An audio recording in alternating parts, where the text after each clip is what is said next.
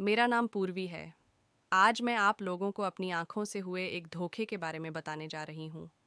मेरी आंखों का यह धोखा मेरी जिंदगी की सबसे बड़ी गलती बन गया था।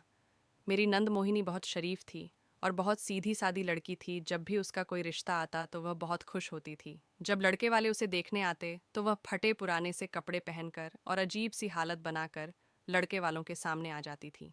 इस बार जो उसका रिश्ता आया था, लड़के ने उसे देखते ही पसंद कर लिया था। और जैसे ही मेरी नंद की शादी हुई, यह देखकर मेरे पैरों तले से ज़मीन निकल गई कि उसका पति तो एक भिखारी था। ये बात तब की है जब मेरी शादी नहीं हुई थी।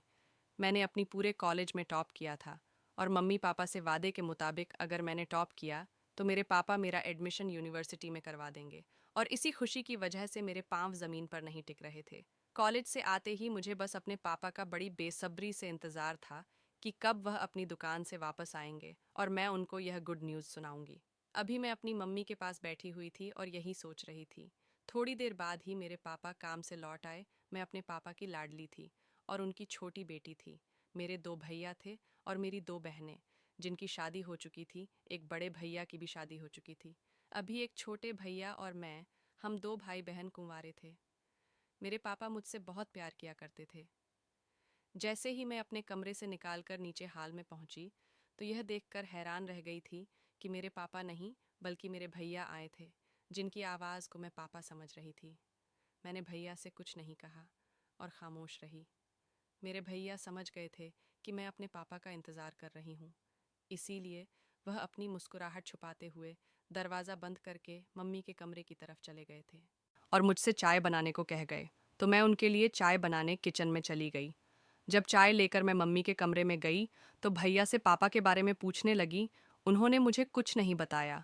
मेरे कई बार पूछने पर भी वह मेरे साथ मजाक कर रहे थे और मुझे पापा के बारे में नहीं बता रहे थे। फिर मुझे गुस्सा आ गया और मैं गुस्से में आकर उनसे पापा के बारे में पूछा। भैया, आप क्यों मजाक कर रहे हो? बताते क्यों नहीं हो पापा कहाँ हैं? और इतनी देर हो गई है पापा, अभी तक घर क्यों नहीं आए? पहले तो भैया मम्मी की तरफ देखकर हंसने लगे, फिर मेरी तरफ देखकर कहने लगे, पूर्वी, आज दुकान पर कस्टमर ज़्यादा है, इसीलिए पापा आज थोड़ा लेट आएंगे। जाओ, तुम खाना खाकर सो जाओ, तुम्हें नींद आ रही होगी। भैया ने यह बात इतने सीरियस होकर कही थी कि ना चाहते हुए भी मुझे उनकी बात पर यकीन करना पड़ गया था और ऊपर अपने कमरे की तरफ जाने लगी थी कि फिर मैंने सोचा कि इतनी जल्दी मुझे नींद नहीं आएगी। इसीलिए मैं दोबारा जाकर मम्मी के कमरे में भैया और मम्मी के पास बैठ गई। मम्मी और भैया मुझे हैरान नज़रों से देखने लगे। कहने लगे, क्या हुआ, सो जाओ, जाकर तुम्हें अभी तक नींद नहीं आ रही?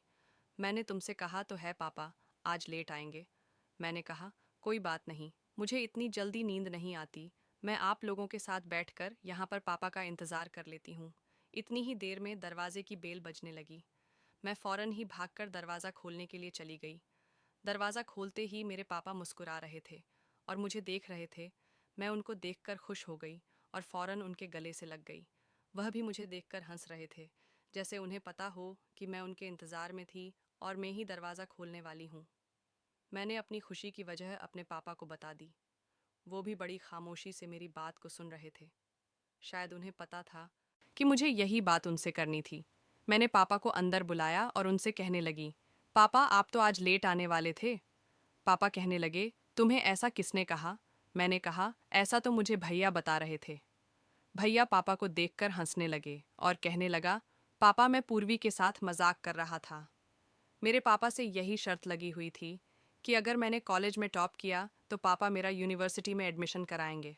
अब पापा को अपनी शर्त पूरी कर दी थी, इसीलिए उन्होंने मेरा एडमिशन शहर की अच्छी यूनिवर्सिटी में करवा दिया था और पापा ही मुझे यूनिवर्सिटी से लेकर आते थे और यूनिवर्सिटी ही छोड़कर चले जाते थे। मैं अपनी लाइफ में बहुत खुश थी क्योंकि मेरी फैमिली बहुत अच्छी फैमिली थी। धीरे धीरे कुछ साल गुजर गए और मेरी पढ़ाई भी कंप्लीट होने वाली थी। मेरा आखिरी साल चल रहा था। यूनिवर्सिटी में मेरी मुलाकात एक लड़के के साथ हो गई। वह देखने में काफ़ी हैंडसम था। उसने बातों ही बातों में मुझसे फ्रेंडशिप कर ली और हमारी फ्रेंडशिप धीरे धीरे प्यार में बदल गई। आज हमारी फेयरवेल पार्टी थी और उस दिन उसने मुझे शादी के लिए प्रपोज कर दिया था और कहा था कि वो मेरे घर रिश्ता भेजना चाहता है। उस लड़के का नाम प्रतीक था। मैंने प्रतीक से 2-3 दिन का टाइम मांगा था क्योंकि मुझे अभी इस बारे में सोचा था और अपनी फैमिली को भी तैयार करना था। घर आकर मैं बड़ी सोचते सोचते अपनी मम्मी से इस बारे में बात की थी। मेरी मम्मी ने इस बारे में पापा से बात करके जवाब देने के लिए कहा था। सारी रात बेचैनी की वजह से मुझे नींद नहीं आई थी कि ना जाने मेरे पापा मेरे बारे में क्या सोचेंगे। इसीलिए मैं अपने कमरे से भी बाहर नहीं निकली थी। पापा और भैया मेरे कमरे में आ गए और मुझे बड़ी हैरानी की नज़रों से देखने लगे। कभी ऐसा नहीं हुआ था कि मैं सुबह उठते ही अपने पापा से नहीं मिलती थी। तो आज कैसे अपने कमरे से बाहर नहीं निकली थी? पापा मेरा इंतज़ार करते करते मेरे कमरे में आ गए थे, क्योंकि उन्हें सुबह 10 बजे तक अपनी इलेक्ट्रॉनिक शॉप पर भी जाना होता था। पापा ने मुझसे कहा, क्या हुआ पूर्वी, आज तुम अपने कमरे से बाहर क्यों नहीं निकल रही हो, जबकि तुम तो रोज़ 7 बजे ही उठ जाती हो। पापा और भैया के पीछे पीछे मम्मी भी मेरे कमरे में आ गई थी। मुझे लगा कि शायद मम्मी ने पापा को इस बारे में कुछ नहीं बताया, तो मैंने हैरान होते हुए मम्मी की तरफ देखा। पापा कहने लगे कि तुम्हारी मम्मी ने मुझे सब कुछ बता दिया है। मैंने पापा से कहा, मेरी आपको फेस करने की हिम्मत नहीं हो रही थी। पापा ने कहा, ये कोई गलत बात नहीं है बेटी, तुमने हमें अपनी पसंद के बारे में बताया, ये अच्छी बात है। बच्चों को गलत कदम नहीं उठाना चाहिए, बल्कि अपनी पसंद के बारे में अपने पेरेंट्स को पहले ही बता देना चाहिए। तुम उस लड़के को कॉल करो और उससे कहो कि इस संडे को अपनी फैमिली को हमारे घर तुम्हारा रिश्ता लेकर भेज दे। मैं इस बात पर बहुत खुश हुई थी और झट से अपने पापा को गले लगा लिया था। और प्रतीक की फैमिली ने भी मुझे बहुत पसंद कर लिया था, दोनों फैमिली की। राजा मंदी से हम दोनों की शादी हो गई थी। मेरी ससुराल में मेरी सास थी। मेरे पति के पापा की डेथ 2 साल पहले हो चुकी थी। प्रतीक की एक जवान बहन भी थी जो बहुत ज़्यादा खूबसूरत थी और पढ़ी लिखी थी। प्रतीक की माँ बीमार रहती थी, जबकि प्रतीक की बहन मोहिनी शादी के बाद मेरी बहुत अच्छी फ्रेंड बन गई थी। मेरे पति की फैमिली भी बहुत अच्छी थी। मेरी सास हमेशा मुझे दुआएं देती थी और नंद हमेशा हंसी मजाक करती रहती थी। मेरी सास और नंद बिल्कुल भी बुरी नहीं थी, बल्कि मैं तो कहती हूँ कि जैसी मेरी सास और नंद है भगवान ऐसी नंद और सास सबको दे। मेरी सास ने हमेशा मुझे अपनी बेटी की तरह समझा और मेरी नंद ने मुझे हमेशा अपनी बड़ी बहन समझा था। मेरी नंद बहुत शरीफ लड़की थी। वो हमेशा से ही अपने भाई के साथ ही कॉलेज जाती थी और उसके साथ ही कॉलेज वापस आती थी। वह घर से भी ज़्यादा नहीं निकलती थी और मोबाइल भी इस्तेमाल नहीं करती थी। वह हमेशा घर के कामों में लगी रहती थी या फिर अपनी पढ़ाई में बिजी रहती थी। मैंने उसके अंदर कभी कोई गलत हरकत नहीं देखी थी। वह बहुत ही अच्छी सुलझी और समझदार लड़की थी। उसकी पढ़ाई कंप्लीट होने वाली थी। मेरे पति को उसकी शादी की फिक्र हो गई थी, लेकिन अभी हमने उसकी शादी के बारे में सोचा ही था कि मेरी सास की अचानक तबीयत खराब हुई और वह इस दुनिया को छोड़कर चली गई। यह सदमा हमारे दिल के लिए बहुत बड़ा था, लेकिन मेरी सास की ख्वाहिश थी कि वह अपनी बेटी की शादी जल्द से जल्द करना चाहती थी। मेरे पति ने अपनी माँ की यह ख्वाहिश पूरी करने के लिए उनकी मौत के 1 महीने बाद ही अपनी बहन के लिए रिश्ता तलाश करना शुरू कर दिया। मैं और मेरे पति आजकल अपनी नंद के लिए रिश्ते ढूंढ रहे थे। मेरी नंद के लिए जो भी रिश्ता आता वह घबरा जाती थी। वो बहुत सीधी थी। उसने कभी दुनिया की लड़कियों जैसा फैशन भी नहीं किया था, यहाँ तक कि वह मेकअप करना भी नहीं जानती थी। वो सिंपल ही लड़के वालों के सामने बैठ जाती थी और बहुत ही पुराने कपड़े पहन लेती थी, और ऐसी हालत में उसकी खूबसूरती कहीं छुप जाती थी और फिर लड़के वाले उसको रिजेक्ट करके चले जाते थे। मगर इस बार जो उसका रिश्ता आया था, लड़के ने देखते ही मेरी नंद को पसंद कर लिया था और हमारे घर में शादी की तैयारी शुरू हो गई थी। हमें भी लड़का और उसकी फैमिली पसंद थी और किसी तरह से मेरी नंद की शादी हो गई थी और मेरे पति अपनी जिम्मेदारी से फ्री हो गए थे और वो अपनी ससुराल में बहुत खुश रहती थी। एक दिन मैं मंदिर गई थी तो मंदिर की सीढ़ियों पर अपनी नंद के पति को देखकर मेरे पैरों तले से जमीन निकल गई थी। वो मंदिर की सीढ़ियों पर खड़ा हुआ लोगों से भीख मांग रहा था और आते जाते लोग उनको पैसे दे रहे थे, और मेरी नंद का पति बड़ी खुशी और सुकून के साथ लोगों से भीख मांग रहा था। कोई भी देखने वाला उनको भिखारी ही बता सकता था। मैं सड़क पार करके मंदिर की तरफ बढ़ ही रही थी कि अचानक मेरे मोबाइल पर मेरे पति की कॉल आ गई। उन्होंने मुझसे कहा, जल्दी घर आ जाओ, घर पर मेहमान आए हैं। कॉल से ध्यान हटाकर मैं सीधा पहले अपनी नंद के पति की तरफ जाने लगी, जो मंदिर की सीढ़ियों पर बैठे हुए हमारी इज्जत नीलाम कर रहे थे। मैं बहुत गुस्से में उनकी तरफ जा रही थी, लेकिन मेरे जाने से पहले ही वह वहाँ से जा चुका था। मैं रिक्शा करके जल्दी से अपने घर की तरफ चली गई। मैं जल्द से जल्द घर पहुंचना चाहती थी, ताकि इस बारे में प्रतीक से बात कर सकूं।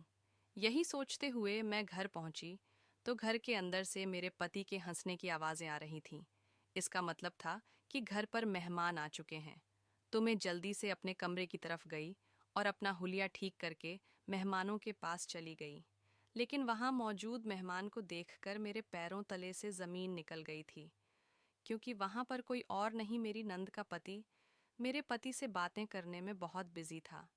मुझे देखकर हमेशा की तरह उसने इज्जत के साथ मुझे नमस्कार किया, और वहाँ पर मेरी नंद भी मौजूद थी। वह भी मुझे देखते ही खड़े होकर मुझे गले लग गई, जबकि मैं अभी तक शॉक्ड में खड़ी हुई थी, क्योंकि अभी कुछ देर पहले ही मैंने अपनी नंद के पति को भिखारी के रूप में देखा था, जबकि वही मेरा नंदोई अच्छे हुलिये में मेरे सामने बैठा हुआ था। हमेशा की तरह बहुत अच्छे और इज्जत के तरीके से वह हम लोगों से बात कर रहा था, और मेरी नंद के चेहरे की खुशी देखकर भी नहीं लगता था कि उसका पति भिखारी हो सकता है। अपना बड़ा सा बंगला, बड़ी सी कार और बहुत सारे सोने के जेवरात पहने हुए उसे देखकर नहीं लगता था कि वह अपनी ससुराल में खुश नहीं है। लेकिन मैं उस इंसान की शक्ल को नहीं भूल पा रही थी, जिसको मैंने मंदिर की सीढ़ियों पर बैठे हुए देखा था। मेरी कुछ समझ नहीं आ रहा था कि मैंने किसको देखा था। मैं ऐसी हालत में थी कि मैं कुछ बोल ही नहीं पा रही थी। मेरे पति को लगा कि मेरी तबीयत ठीक नहीं है, इसीलिए मैं खामोश हूँ। मेरी नंद और उसके पति को हमारे घर आए हुए 2 घंटे हो गए थे, लेकिन मैं अभी तक कन्फ्यूजन से नहीं निकल पा रही थी। कभी कभी तो मेरे दिमाग में यह ख्याल आ रहा था कि कहीं वह मेरे नंदोई का ट्विन तो नहीं है। मेरी नंद के घर से जाते ही मैंने अपने पति को सारी बात बता दी। वो मेरी बात सुनकर मुझे देखकर खूब हंसने लगे, जबकि मैं बड़ी हैरानी से उनकी तरफ देख रही थी, क्योंकि वह मेरी बात से साफ इनकार कर रहे थे। मेरे पति ने कहा कि तुम्हें कोई वहम हुआ होगा, और मैं भी इस बात को अपना वहम समझकर भूल गई थी। इसी तरह से दिन गुजरते चले गए। दिन अच्छे तरीके से गुजर रहे थे। किसी चीज़ की कोई परेशानी नहीं थी। मैं अपने पति के साथ बहुत खुश थी, और मेरी नंद भी अपनी ससुराल में बहुत खुश थी। लेकिन 1 साल बाद यह कहानी फिर से दोहराई गई। मेरी नंद और उसके पति की एनिवर्सरी थी, और उसने हमें इनवाइट किया था। मैं शॉपिंग करने के लिए मार्केट गई थी, ताकि अपनी नंद के लिए गिफ्ट ला सकूं। और घर वापस लौटने से पहले मैंने ड्राइवर से मंदिर की तरफ जाने के लिए कहा। मैं रोज़ प्रार्थना करने के लिए मंदिर जाती थी, क्योंकि मेरी शादी को काफ़ी टाइम हो गया था। अभी तक मेरे पास कोई औलाद नहीं थी।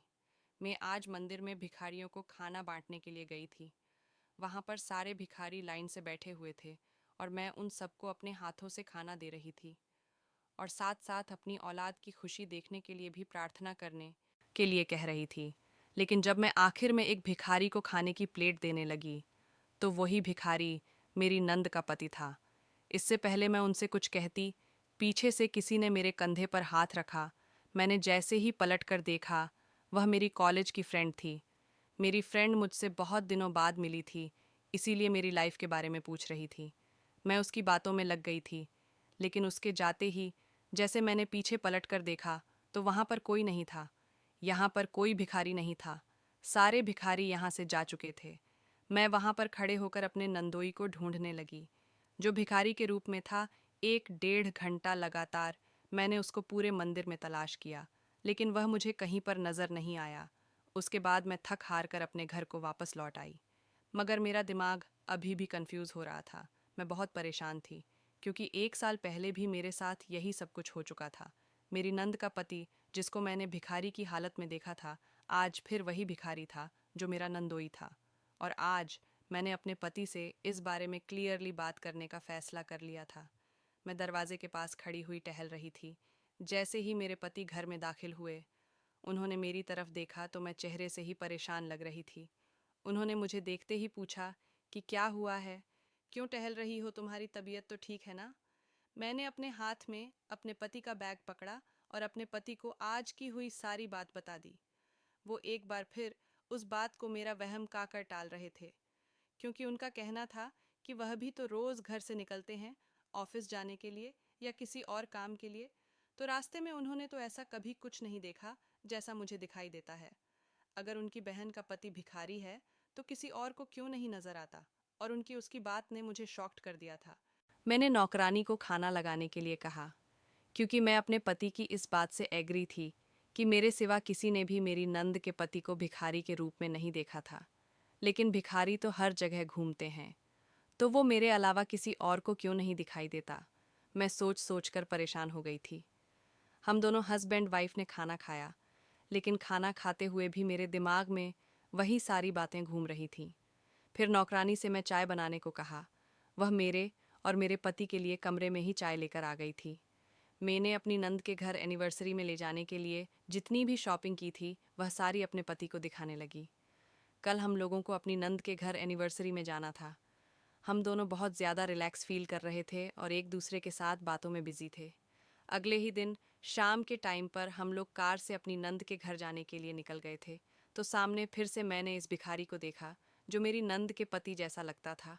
दोबारा से उसको देखकर मैं हैरान रह गई थी कि वो दूसरे भिखारियों के साथ खड़ा हुआ भीख मांग रहा था।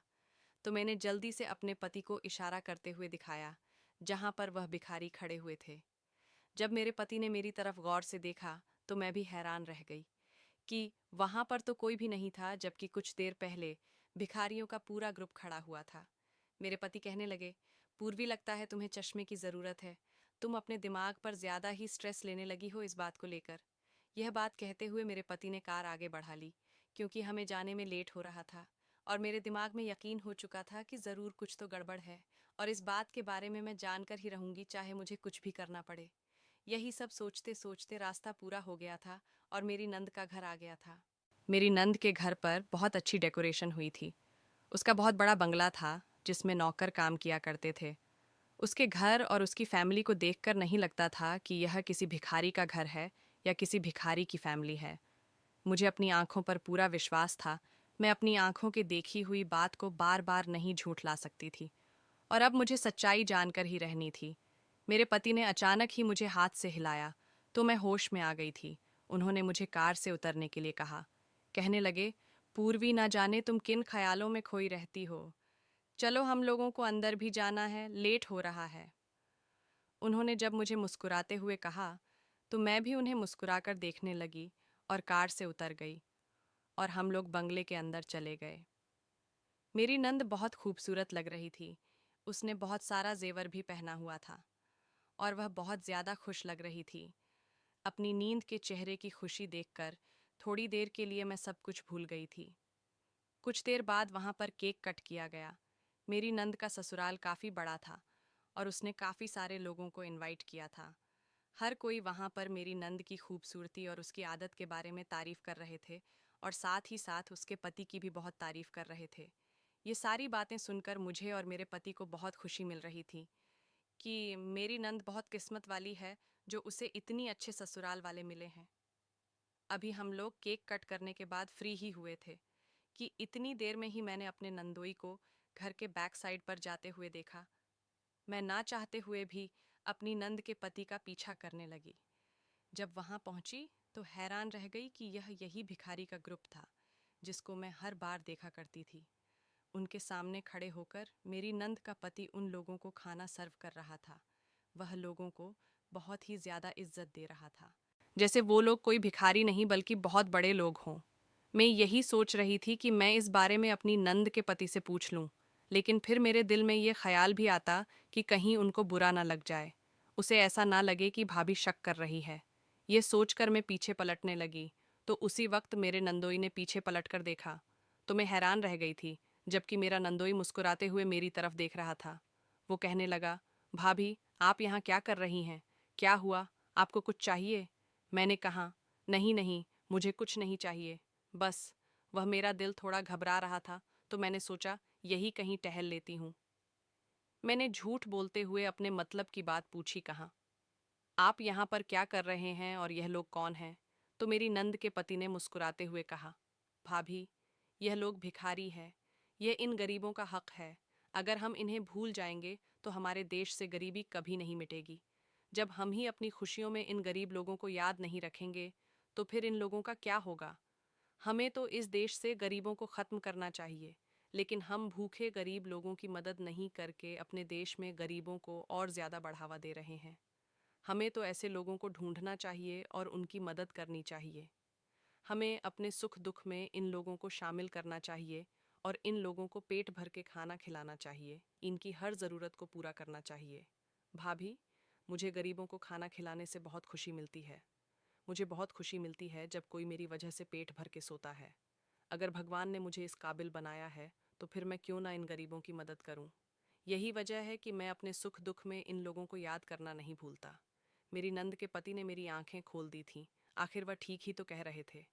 जब तक हम इस देश से गरीबों को मिटाने की कोशिश नहीं करेंगे, तब तक गरीबी कभी हमारे देश से खत्म नहीं होगी। मुझे तो उसके सामने खड़े हुए बड़ी शर्म आ रही थी, क्योंकि मेरे दिमाग में तो उसके खिलाफ कुछ और ही चल रहा था, कि मैंने किसी नेक इंसान के लिए अपने दिमाग में घटिया सोच रखी हुई थी। फिर मैं मुस्कुराकर वहां से चली आई। मेरी तबीयत अचानक ही बिगड़ने लगी थी, मेरा दिल घबरा रहा था और मुझे कमजोरी सी महसूस हो रही थी। और थोड़ी देर बाद ही मैं बेहोश हो गई, तो सब मेरी फिक्र में पागल होने लगे। मेरी नंद के पति ने जल्दी से फ़ोन करके डॉक्टर को बुलाया, जबकि मेरी नंद और उसकी नंदे मेरे हाथ पैर सहला रही थीं और मेरे पति टेंशन से इधर उधर टहल रहे थे। जब डॉक्टर आए और उन्होंने मेरा चेकअप किया, तो उन्होंने एक ऐसी खबर सुनाई कि जिसे सुनकर जितने भी लोग वहाँ पर टेंशन में थे, सबके होठों पर मुस्कुराहट आ गई थी।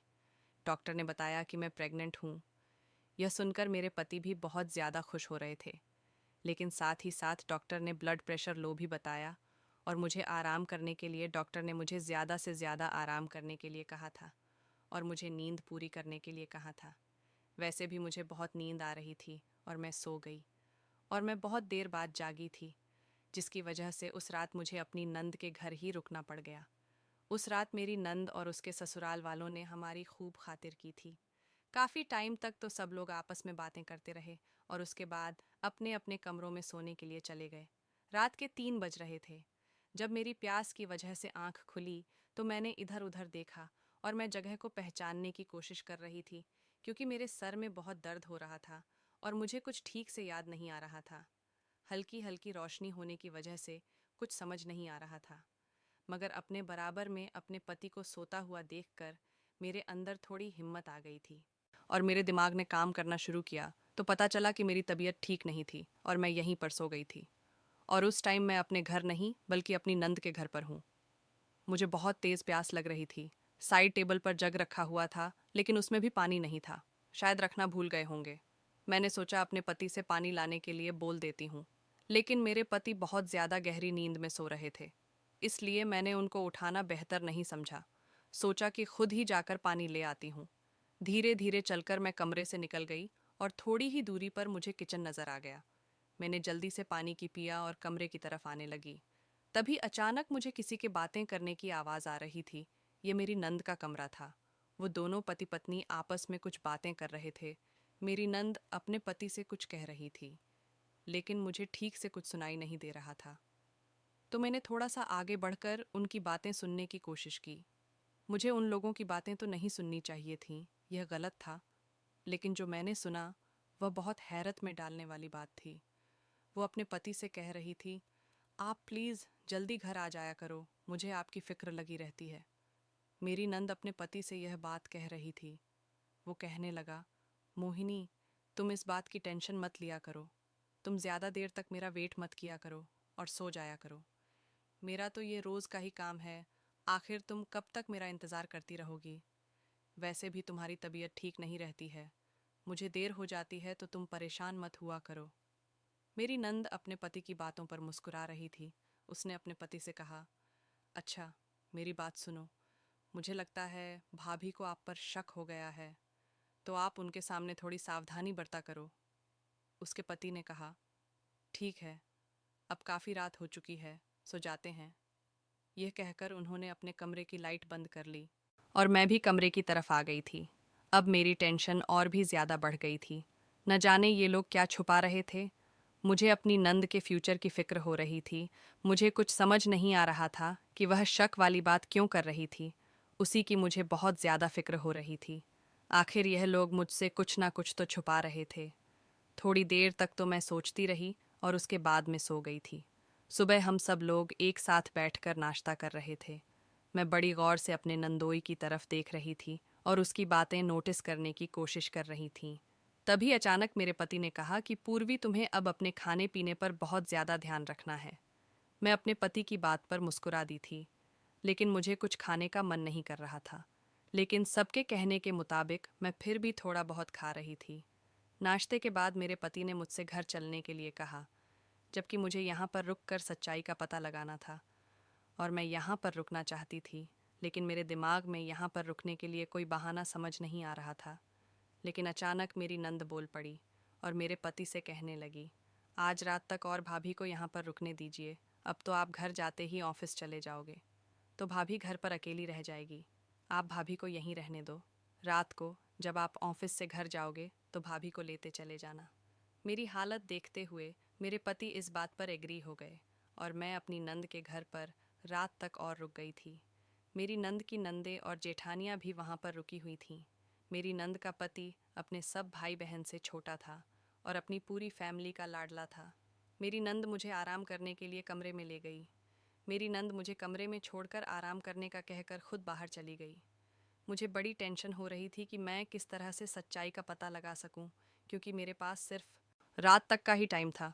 लेकिन सुबह के 11 बज रहे थे। मैं लास्ट टाइम अपने नंदोई को सुबह के 8 बजे नाश्ते की टेबल पर देखा था और अभी तक वह मुझे कहीं दिखाई नहीं दिया था। और यही बात मुझे बड़ा परेशान कर रही थी कि आखिर वह कहाँ पर है। यही सब सोचते हुए मैं बेड से उठकर टहल रही थी और मैं खिड़की में खड़ी हो गई। मुझे मेरा नंदोई घर के बैक साइड की तरफ दिख रहा था और साथ में उनके साथ वही भिखारी ग्रुप भी मौजूद था। मगर आज उन लोगों ने अच्छे कपड़े पहने हुए थे और वो लोग एक कमरे के अंदर चले गए और मुझे कुछ गलत होने का एहसास हो रहा था और चुपचाप खड़े हुए वहां से सब कुछ देख रही थी। कुछ देर बाद जब वह लोग कमरे से बाहर निकले तो मेरे पैरों तले से जमीन निकल गई। जब वो लोग बाहर निकले तो भिखारी के कपड़े पहने हुए थे और सब लोग लाइन से खड़े थे, लेकिन मेरा नंदोई उन लोगों को कुछ समझा रहा था। ऐसा लग रहा था जैसे वह उन लोगों को किसी चीज़ की ट्रेनिंग दे रहा था। मैं बहुत कंफ्यूज थी कि आखिर यह सब कुछ क्या हो रहा था।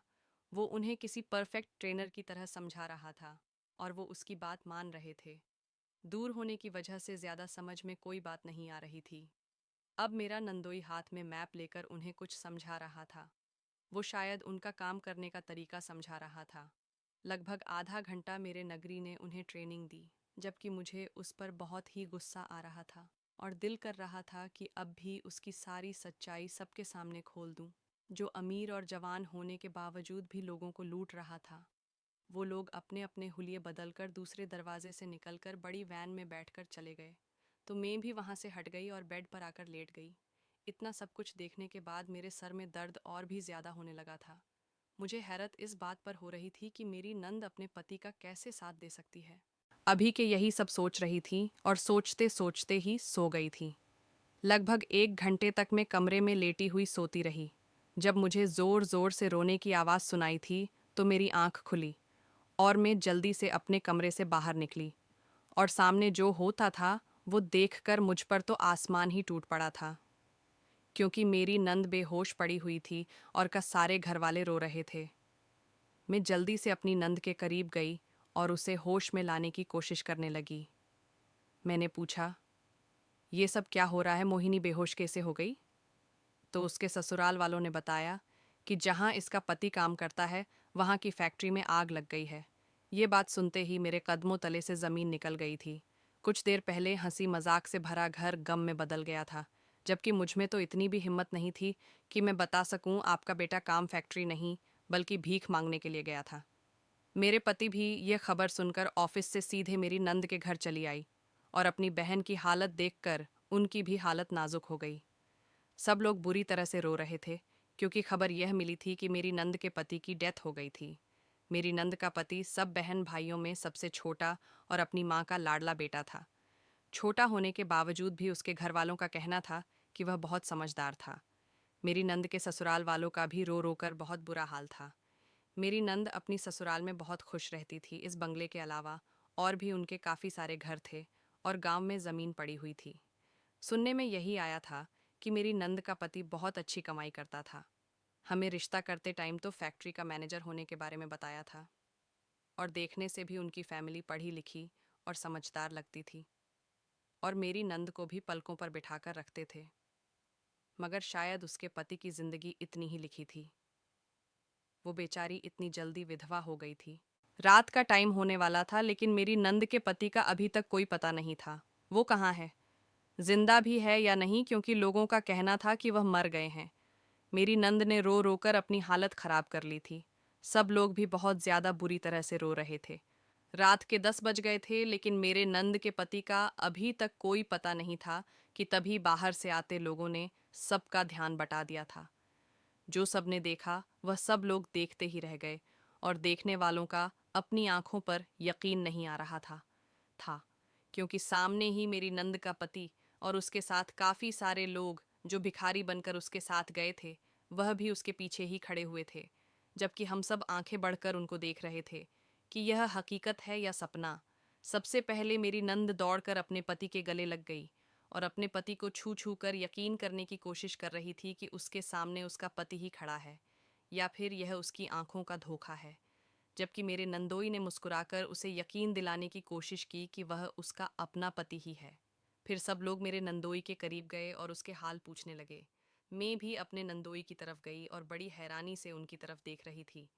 तो वो सबको अपने पास बैठकर साथ होने वाले हादसे के बारे में बताने लगा और मेरी तरफ देखकर कहने लगा, भाभी, मैं जानता हूँ आप पहले दिन से ही मुझ पर शक कर रही हैं कि कैसे मैंने आपकी नंद को पसंद कर लिया, जबकि दूसरे लोग आपकी नंद के सादेपन को देखकर इनकार कर दिया करते थे। जब मैंने आपकी नंद को एक्सेप्ट कर लिया, क्योंकि मुझे सिंपल लड़की की तलाश थी जो सीधी सादी और मासूम सी हो, जो दुनिया के दिखावे से बिल्कुल अलग हो। लेकिन जब मैं मोहिनी को पहली बार देखा तो मैं उसकी तरफ अट्रैक्ट होता चला गया। मुझे हमेशा ही ऐसी लड़की की तलाश थी, और वह सारी क्वालिटीज़ मेरी पत्नी के अंदर मौजूद थी। तभी मैंने मोहिनी को पसंद किया। यही वजह कि मैंने देखते ही मोहिनी से शादी के लिए हाँ कर दी थी, क्योंकि मोहिनी जैसी प्यार करने वाली शादी और मासूम सी लड़की मुझे कहीं नहीं मिलती। और दूसरी बात यह है कि आपने मुझे कई बार सड़क पर और मंदिर की सीढ़ियों पर भिखारी के रूप में देखा था, मगर मैं मजबूर था, क्योंकि उस टाइम में ड्यूटी पर होता था।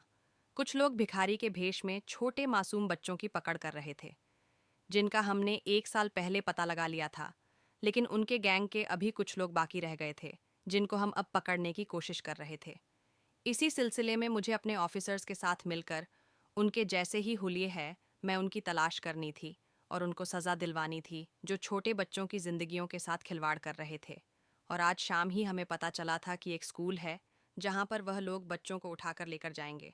आप लोगों को गलत खबर मिली थी कि फैक्ट्री में आग लग गई है, जबकि ऐसा कुछ नहीं था। हम लोग उनका पीछा करते हुए जब उनके अड्डे पर पहुंचे तो उन्होंने हमें मारने की कोशिश की, लेकिन हमारे साथियों ने जैसे तैसे उन लोगों को अरेस्ट कर लिया और अब वो लोग जेल में हैं। मेरी गलती रही भाभी, मैंने आप लोगों को आपने जॉब के बारे में नहीं बताया कि मैं एक सीआईडी ऑफिसर हूँ, जबकि मेरी पत्नी इस बारे में सब जानती है। मैं अपनी फैमिली को खतरे में नहीं डाल सकता था, क्योंकि हमारे दुश्मन हमारे परिवार की ताक में लगे रहते हैं। इसीलिए मुझे माफ़ कर देना, मैं अपनी बिहेवियर से बहुत शर्मिंदा हूँ। मेरे नंदोई ने जब मुझसे माफ़ी मांगी तो मैं भी शर्म से पानी पानी हो गई थी कि कैसे मैं अपने नंदोई पर शक किया। वह तो एक सीआईडी ऑफिसर है और मैंने इतने होनहार ऑफिसर पर शक किया, मगर मैं अपनी नंद के लिए फिक्रमंद हो रही थी, शायद यह इसलिए था। लेकिन अब सारी प्रॉब्लम्स खत्म हो गई थी, उन बच्चों के मुजरिम भी पकड़े गए थे और यहाँ पर मेरा नंदोई सही सलामत हमारे सामने बैठा हुआ था और मेरी कन्फ्यूज़न भी खत्म हो गई थी। मुझे अपने नंदोई पर बहुत गर्व हो रहा था और अपनी नंद की ज़िंदगी पर खुशी हो रही थी कि उसे ज़िंदगी गुजारने के लिए बहुत प्यारे रिश्ते मिले हैं। और आखिरकार भगवान ने मुझे शादी के इतने सालों बाद औलाद की खुशी भी दिखा दी थी।